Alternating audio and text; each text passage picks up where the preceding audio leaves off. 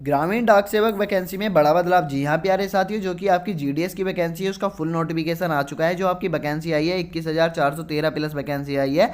मैं आपको बताना चाहूँगा ये आपकी फेज़ 1 की वैकेंसी है। जो आपकी वैकेंसी सेकंड वाली आएगी, ये वैकेंसियों की संख्या 50,000 प्लस पहुँचने वाली है। और इसकी इतनी डिमांड क्यों होती है, बच्चे इसका बेसब्री से इंतजार क्यों करते हैं, क्योंकि इसमें कोई आपका एग्ज़ाम नहीं होता, बिना एग्ज़ाम के आपकी यहाँ पर नौकरी लग जाती है। और 10th पास सभी बच्चा इसको ऑल इंडिया से अप्लाई कर सकता है। ऑल इंडिया वैकेंसी है, सेंट्रल लेवल की वैकेंसी है, कोई भी बच्चा यहाँ पर इसको अप्लाई कर सकता है और अपने ही पास के स्टेट में सिलेक्शन ले सकता है और वहीं से अपनी सर्विस दे सकता है। तो सभी चीज़ें हम आपको बताने वाले हैं। अगर आप जीडीएस के फॉर्म भरने के इच्छुक हैं तो ये वीडियो आप सभी साथियों के लिए काफ़ी ज़्यादा महत्वपूर्ण होने वाला है, इसलिए वीडियो को पूरा अंत तक देखिएगा और सभी चीज़ें समझने की कोशिश कीजिएगा। चैनल में पहली बार आए तो चैनल को सब्सक्राइब करके बेल आइकन को प्रेस कर दीजिएगा, क्योंकि जीडीएस से रिलेटिव सभी इन्फॉर्मेशन आपको हमारे चैनल पर देखने के लिए मिल जाएगी। साथ ही साथ टेलीग्राम चैनल स्टडी बाय तरुण चौहान को ज्वाइन करना बिल्कुल ना भूलिएगा।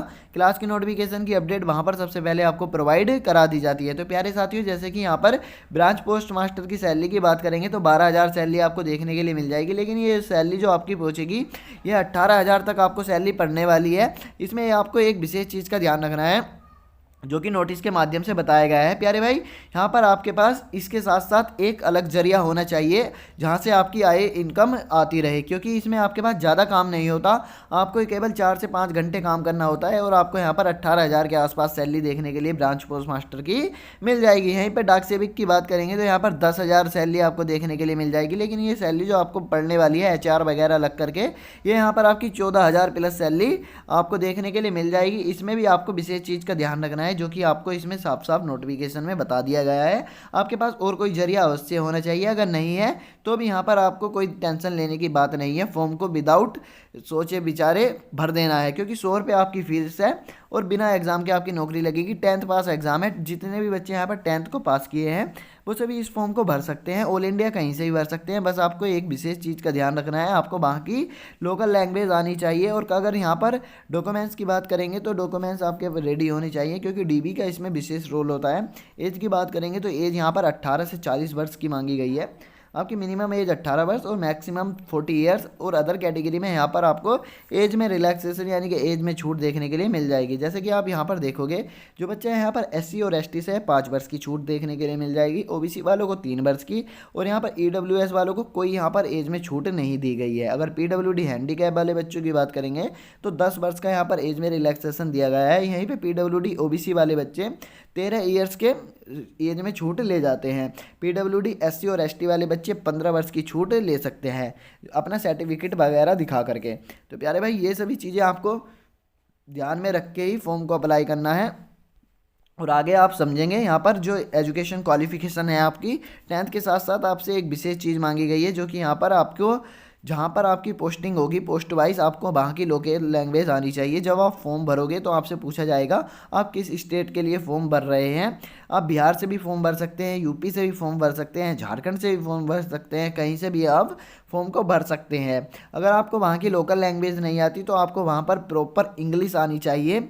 और प्यारे भाई, यहाँ पर अगर बात करेंगे एज में छूट की आपकी बात कर ली है, और यहाँ पर जो आपकी अदर एजुकेशन क्वालिफिकेशन है उसको देख लीजिएगा।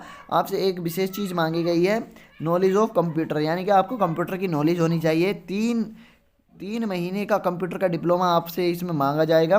कम से कम 3 महीने का कंप्यूटर डिप्लोमा आप कहीं से भी बनवा सकते हैं और इसको यहाँ पर अपने डॉक्यूमेंट्स में दिखा सकते हैं। और प्यारे भाई, आपको साइकिल की नॉलेज होनी चाहिए, वहाँ पर आपसे साइकिल चलवा कर देखी जाएगी। ये सभी चीज़ें आपको ध्यान में रखनी है। और जिनके पास 10th क्लास में कंप्यूटर था तो उनको यहाँ पर कंप्यूटर के डिप्लोमे की कोई आवश्यकता नहीं पड़ने वाली। अगर एक बार यहाँ पर डॉक्यूमेंट्स की लिस्ट आप देखोगे तो आपको ये डॉक्यूमेंट्स रेडी करा लेने हैं, ताकि आपका यहाँ पर डॉक्यूमेंट्स वेरिफिकेशन फेल ना हो पाए और आप फाइनली सेलेक्ट हो पाए। देखिएगा, 60% वाला बच्चा तो यहाँ पर पास होता ही होता है।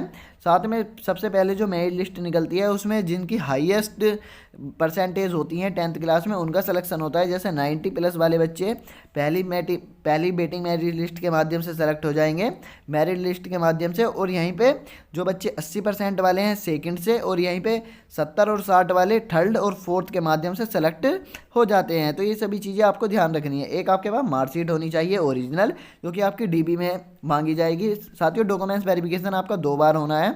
जैसे ही मेरी लिस्ट आएगी एक आपका तब होएगा, और जब यहाँ पर आप सर्विस देने जाओगे उसके बाद आपका सीधा डिस्ट्रिक्ट कोर्ट में होएगा DM के सामने। तो अपने डॉक्यूमेंट्स सभी चीज़ें रेडी लगा कर रखिएगा, क्योंकि यहाँ पर आपका सिलेक्शन होने वाला है। आइडेंटिटी प्रूफ में आपका आधार कार्ड, पैन कार्ड कुछ भी हो सकता है। एक आईडी प्रूफ आपके पास होना चाहिए, चाहे वोटर आईडी कार्ड उसमें क्यों ना हो। और साथ ही साथ कास्ट सर्टिफिकेट, क्योंकि सेंट्रल लेवल की वैकेंसी है तो सेंट्रल लेवल का कास्ट सर्टिफिकेट चलने वाला है। सेंट्रल लेवल का कास्ट सर्टिफिकेट इसलिए मांगा जाता है क्योंकि सेंट्रल लेवल की वैकेंसी है। क्योंकि यहाँ पर कास्ट सर्टिफिकेट दो प्रकार के होते हैं, एक स्टेट लेवल और एक सेंट्रल लेवल।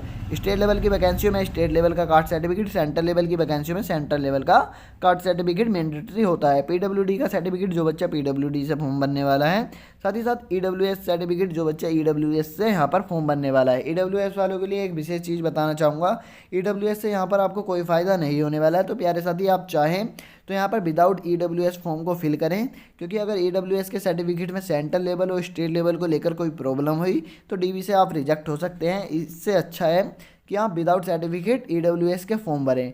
ट्रांसजेंडर सर्टिफिकेट, अगर कोई ट्रांसजेंडर बच्चा यहाँ पर फॉर्म भरने वाला है तो उसके पास उसका सर्टिफिकेट होना चाहिए।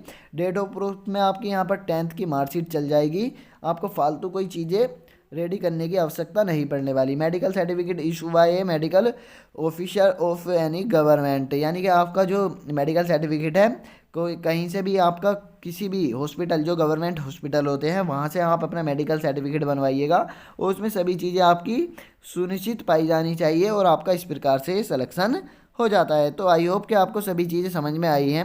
अगर जीडीएस से रिलेटेड कोई डाउट बच जाता है तो आप कमेंट करिएगा, अगली वीडियो आपके डाउट से रिलेटेड बना दी जाएगी। मिलते हैं ऐसे किसी नेक्स्ट वीडियो में, तब तक के लिए जय हिंद, जय भारत, वंदे मातरम।